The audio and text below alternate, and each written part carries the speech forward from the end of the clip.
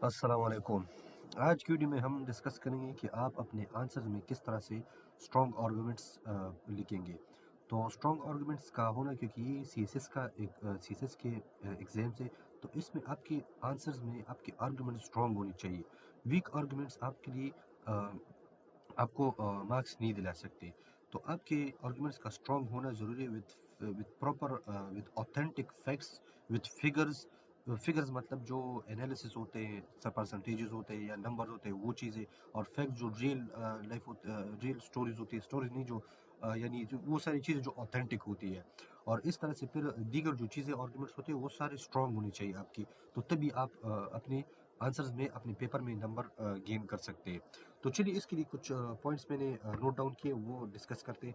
अच्छा, understanding what an argument is, it is a logical claim supported by evidence, facts, examples and reasoning. तो देखिए, मैंने पहले भी कहा कि ये वो चीज़ें होती है जो आपके एविडेंस और फैक्ट्स को डिफाइन करते हैं, एग्जांपल्स को डिफाइन करते हैं, रीजनिंग को आप एक्सप्लेन करते हैं उसमें। जो जो आप ये ओपिनियंस नहीं होते, क्योंकि आर्गुमेंट्स ओपिनियन नहीं होते, ये सारे वो रीजनिंग एग्जांपल्स होते हैं जो आप अपने आंसर्स में देते हैं, अपने आंसर्स को यानी उसमें उसको वेटेज देते हुए। अच्छा, जो आर्गुमेंट्स होते हैं वो आपके क्वेश्चन व्हाई और हाउ को डिफाइन करें, बल्कि व्हाट को भी डिफाइन करें। सिर्फ व्हाट को डिफाइन ना करें, बल्कि व्हाई और हाउ को भी ये आंसर कर सकते हैं। अच्छा, तो आर्गुमेंट्स बेसिकली आपके आपके आंसर को वेटेज देते हुए, वो उसको वजन देते हुए, ताकि वो उसको मजीद डिफाइन करे, उसमें क्लैरिटी ला सके कि बेसिकली इस आंसर का इस आंसर से जो क्वेश्चंस पूछे जाते हैं, तो उसको मजीद डिफाइन करने के लिए, उसको मजीद एक्सप्लेन करने के लिए आप आर्गुमेंट्स का इस्तेमाल करते हैं। एविडेंस हो गए, फैक्ट्स हो गए, रीजनिंग हो गई, ताकि वो उसको मजीद क्लेरिफाई कर सके और चेकर को, एग्जामिनर को एक कॉन्सेप्ट क्लैरिटी मिल जाए उससे, कि वाकई ये स्टूडेंट, इसने एक आंसर को अच्छी तरह प्रिपेयर किए और आंसर को अच्छी तरह राइट डाउन किए। अच्छा, identifying the core demand of question. अच्छा, ये एक इम्पोर्टेंट पार्ट है, core demand of the question की मोस्ट ऑफ द कैंडिडेट्स इसमें फेल हो जाते हैं, क्योंकि आपने अपने आंसर को अच्छी तरह आइडेंटिफाई करने की, यहाँ पे आपसे क्वेश्चन में क्या मांगा गया। अगर वहाँ पे आपसे तीन चीज़ें मांगी गई, मसलन एज एन एग्जांपल, पहले क्या कहते हैं कि डिफाइन, फिर आता है मेरिट्स एंड डीमेरिट्स, और फिर आते हैं इसके एक जनरल सा इसके effects on human being of global warming as an example. तो अगर आपने पहले दो को डिफाइन किया, उस पर अच्छी तरह आर्गुमेंट भी लिखी, और तीसरे को नहीं किया, तो ये सारी चीज़ें आप इसमें आप अपने क्वेश्चन को फेल कर सकते हैं इसमें। और इसके साथ साथ आप उसके साथ इररिलेवेंट आर्गुमेंट्स अटैच करते हैं, तो वो भी एक फेलियर का एक वजह बनते हैं। तो आपने इन दो चीज़ों को पे काम करने, इन दो चीज़ों को आपने इम्प्रूव करने। पहला ये कि आपने आंसर को, क्वेश्चन को आइडेंटिफाई करना है कि इसमें क्या क्या पूछा गया। दूसरा है कि आपने इररिलेवेंट आर्गुमेंट्स नहीं देते हैं, क्योंकि अगर आपने जितने भी अच्छे इररिलेवेंट आर्गुमेंट्स दिए जो क्वेश्चन से रिलेट ना कर सको, आंसर क्वेश्चन से रिलेट ना कर सको, उसको मजीद एलेबोरेट ना कर सको, तो आपने जितना अच्छा भी लिखा वो काम का नहीं रहता है, ठीक है।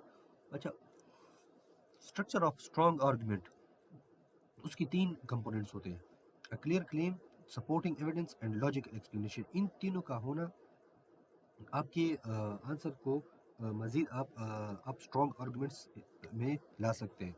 अच्छा, evidence can include facts, statistics, constitutional reference reports और रियल वर्ल्ड एग्जांपल्स। तो जैसे मैंने वीडियो के शुरू में भी कहा, तो आपने अपने आंसर्स को वजन देते हुए आपने इन चीज़ों का इस्तेमाल करना है और उसको मज़ीद एक्सप्लेन करना है, क्योंकि अगर आप मज़ीद एक्सप्लेन नहीं करेंगे, ये सीएसएस के इम्तहानात है, मैट्रिक या एफएससी के नहीं है। तो इसमें इन चीज़ों का होना, रेफरेंसेस का होना, रिपोर्ट्स का होना और रियल वर्ल्ड एग्जांपल्स का होना, ये मस्ट है। तो आपने इसके लिए अच्छी खासी स्टडी करनी है, और इस तरह के नॉलेज को आपने गेन करने, ताकि वो आपके पेपर्स में काम आ सके। अच्छा, linking arguments with the question. अच्छा, तो आपने जो आर्ग्यूमेंट्स रखते हैं, तो वो आपके क्वेश्चन से रिलेटेड होनी चाहिए। आपने अपनी इररिलेवेंट नॉलेज वीकन्स आंसर्स होते हैं, ठीक है। तो जो डिमांड हो गया, जो डिमांड है क्वेश्चन में, आप उसी के हिसाब से अपने आंसर्स में आर्गुमेंट लिख लें।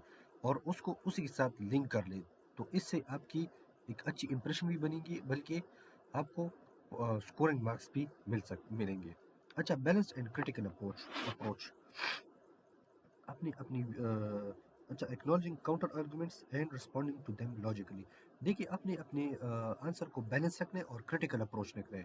اس میں this includes discussing multiple dimensions, acknowledging counter arguments and responding to them logically. تو آپ نے ان کو لاجیکلی پوائنٹ آف ویو سے ان کو اپنے کویشچنس کو رسپونڈ کرنے ہیں، کاؤنٹر آرگومنٹس کو بھی اکنالج کرنے، اور ملٹیپل ڈائمینشنس کو ڈسکس کرنے آپ نے، کہ اگر یہ چیز اس طرح سے نہیں ہوئی تو اس طرح ہو کے کیا فائدہ دے گی آپ کو۔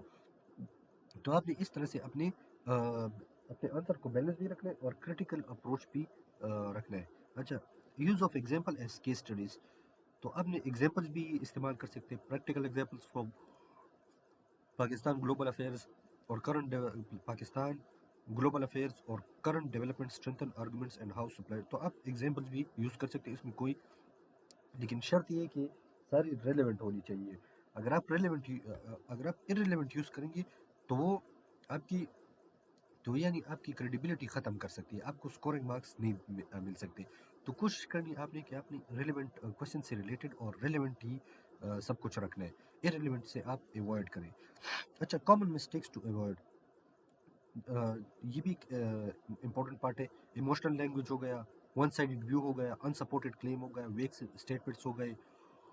تو یہ آپ کی ایگزامنرس کی پوائنٹ آف ویو سے آپ کی کریڈیبلٹی کو ریڈیوس کرتی ہے۔ تو آپ نے ان چیزوں کو ایوائڈ کرنے، اپنے آرگومنٹس کو اسٹرانگ رکھیے، اس کو لنک کیجیے، بیلنس رکھیے۔ اچھا، ایگزامپلس کو اس پہ ایڈ کیجیے، اپنے کوشچن کی کور ڈیمانڈ کو آپ آئیڈینٹیفائی کریں، کیونکہ وہ بیسز ہوتے ہیں آپ کی اس آرگومنٹس کی۔ تو یہ تھی میری آج کی ویڈیو، امید ہے آپ کو اس سے بہت کچھ سیکھنے کو ملا ہوگا۔ تو آج کے لیے اتنا ہی، اپنا خیال رکھیے گا، اللہ حافظ۔